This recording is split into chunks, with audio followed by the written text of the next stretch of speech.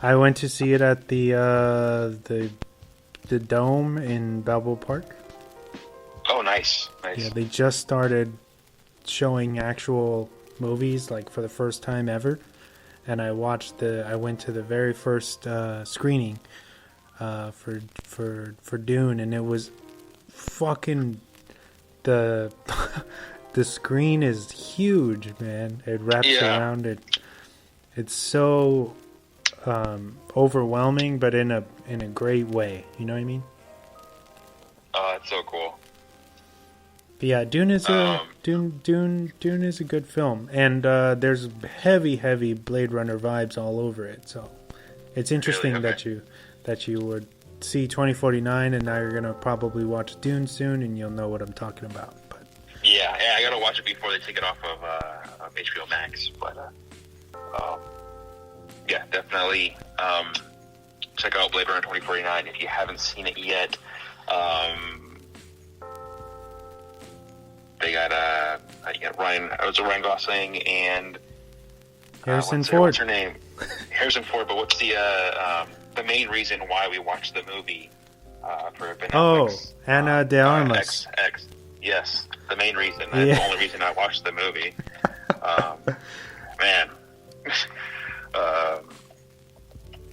I just want all the clips of her. You know, I mean, just splice it all together and it's fine. I don't need to see Ryan Gosling or Harrison Ford or anything like that. But no, I'm just kidding. That movie is amazing. Definitely check it out. That one is available on HBO Max if you haven't seen it. Cells interlinked. I do have one more. Venom. There Will Be Carnage. I have yet to see that one either, man. Damn. Oh man, you gotta watch that one. That one is amazing. Stay past the end credits. That's all I'm gonna say. Just watch the whole thing. Not all the way into the end credits. You know how they do it, and they show like it's basically like 2 minutes into the credits, and there's a ending there for you. Very nice. Speaking of the Marvel, the MCU, I heard good things about Eternals from a buddy of mine. I know critically it's getting like meh, like it's one of the lower tier Marvel. I think is it rotten? 60? Unless it's lower now. It's 60? Okay, I don't know. Yeah, I know it was going down there. I was like, oh my gosh, that sucks. For like, if they were planning on doing a sequel, I haven't seen it, but I know that those scores kind of scare away, companies from going after a sequel. But yeah, I've heard good things too from people who have seen it. But like you said, critically, it's kind of going down. All right, so I checked out Discovery Plus, and I watched Eli Roth's Finn documentary, which pretty much displays the horrors happening in our oceans currently with the vast criminal enterprises involved in the slaughtering of various sharks all around the world. Obviously, it's pretty sad, and we should probably throw out a trigger warning. If you don't like seeing any kind of animals abused, this might not be for you, because it does not shy away from the incredibly sad, violent acts that we as humans commit against sharks. And it sucks because I feel like sharks have this stigma around them, and they have, for years and years and years, that they are monsters, that they're out to get us, that they want to eat us, you know what I mean? And I feel like that's why a lot of people tend to turn their head, and they're not really paying attention. They don't understand that the sharks are a really big, how do you say, they play a really big role in our ecosystem, so if sharks start to go extinct, it's going to fuck up our oceans even worse than they already are. You know what I mean? And Yeah. and for it to be caused by us, that's terrible and unacceptable. You know what I mean? So anyway, So the footage that they get from this, is it like hidden, like secret footage, or how are they like? no, How are they showing everything? they're him, Eli, and his crew. He gets obviously he's not a scientist, but he kind of tag teams up with various scientists and people who are familiar, in that world, and they go out and they get on pirate ships. They get on these illegal poaching kind of ships and kind of just interview these people and talk to them, but from like a unbiased lens, so they don't feel threatened or Right. or get scared or anything. And it's amazing, dude, like what they were able to capture, and the fact that these sharks are being murdered, thousands and thousands of sharks, like in the span of a couple months, for their fins. And it's just for shark, this delicacy called shark fin soup, which is not even, from what I've heard, not even good. It's just it's kind of like a class type deal where I want to try this because this is what the rich people eat or whatever. So it just makes it more sad and infuriating that this is happening under all our noses. But it seems like Eli and and his crew and everything are getting the word out and trying to stop all of these like shark hunting contests and various things that happen all around the world. So kudos to Eli Roth for being such a humanitarian, man. What a incredible dude. On the other side of the spectrum, I'm not sure for whoever has AMC Plus or Shudder out there, check out the new series called Behind the Monsters, which basically each episode is based around like a very iconic monster. I think they're only 2 weeks in, so the first episode was for Michael Myers, which was very fitting. Obviously, we just passed Halloween. And then the second episode was about Candyman. And I believe this third episode, which will be premiering next week sometime, will be all about Chucky. So, nice. So this is a new series? Yeah, it's brand new. Behind the Monsters. Cool. It's pretty rad. I watched the 2 first episodes, and very, very interesting. As our buddy Atlas would say, it's full of swan facts and whatnot. Yeah. So if you're into that, please check it out. And with that, we can finally jump into your main focus, my man. Oh yeah. Yes. 5, 4, 3, 2, 1. And now for the movie focus of the week. So, we're going to attempt to talk about The Gentleman tonight.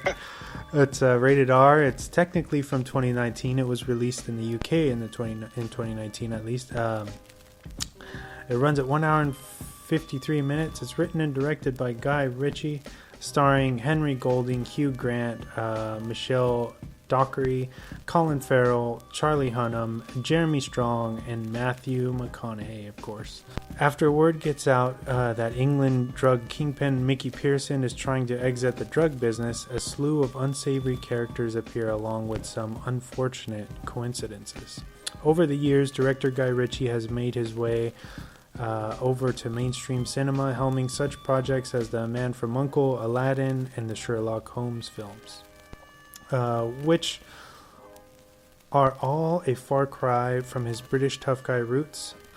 So when it was first announced in 2018 that Guy would be returning to the Cockney gangster style, fans and critics were pretty excited, to say the least. Upon the film's release, it made just $36 million in the States, but came back swinging in other territories, making about $78 million for a total gross of $115 million against a $22 million budget. Not bad.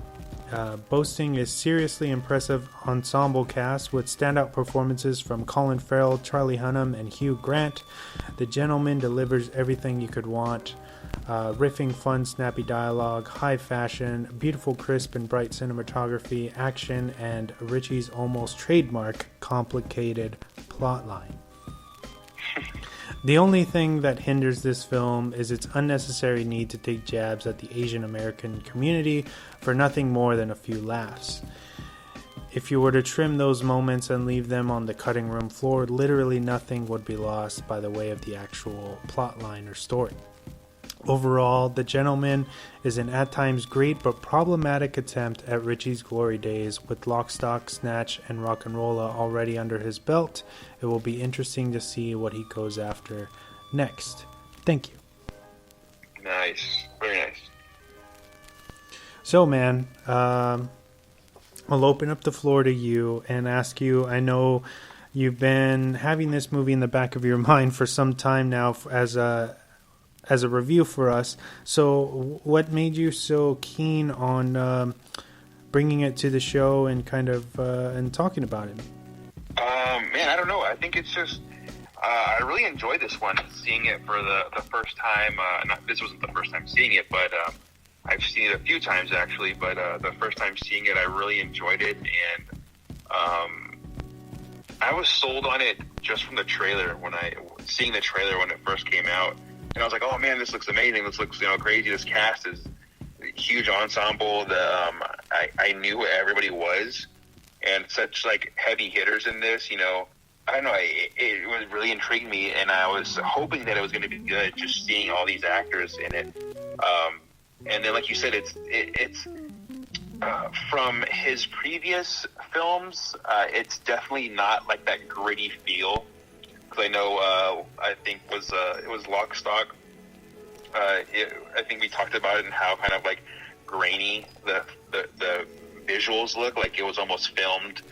I know we talked about this when we reviewed it before, but just the graininess of the film kind of made it seem more raw. Yeah, and then it's like kind of darkly lit and everything. Yeah. Yes, yeah. This one is definitely. Not that in terms of visually, not like that. It's definitely clean and crisp, and you get that brightness. I don't know if it's just a different style in his in a direction that he's going, but definitely he definitely does stick to his kind of crazy timeline. I don't know. I don't know if I'm mistaking this for other films, but I know at least. I feel like it's a Guy Ritchie movie when you're kind of seeing almost the end of the film in the first like 10 minutes of the movie, and then you're kind of backtracking through everything else to lead up to that ending point. Yeah. I would say I feel like that's he definitely he jumps in and out of continuity or does flashbacks, so you're really kind of you're fumbling around to even understand what's happening like halfway through. Right. Yeah, you're seeing you'll watch like an hour of the film, but then it'll jump back to like other characters that are involved in the film, but all those characters and how like their journey leads to the previous point that you were at already. So you're getting all of these mini stories, kind of like, if that makes sense. I don't know if that makes sense to you, but it just like he's kind of like jumping around all over the place. But I think that's part of the reason why I do enjoy most of his films, and this one in particular. Yeah, I would say that McConaughey is probably, he's the guy, he's Mickey Pearson in this, and I feel like he is, he's the main person that he's the guy who the movie's centered around. But I feel like we don't see him as much. He's not the main focus throughout the film. I would say Charlie Hunnam, you see him more than you do Matthew McConaughey. Yeah, Ray, Charlie's character, you see him, and I feel like he has more to do. And I think I'll do some shots fired here and say that Charlie Hunnam outacts Matthew McConaughey all day in this. He's just more fun. more Hot vicious. take. Hot take. Hot take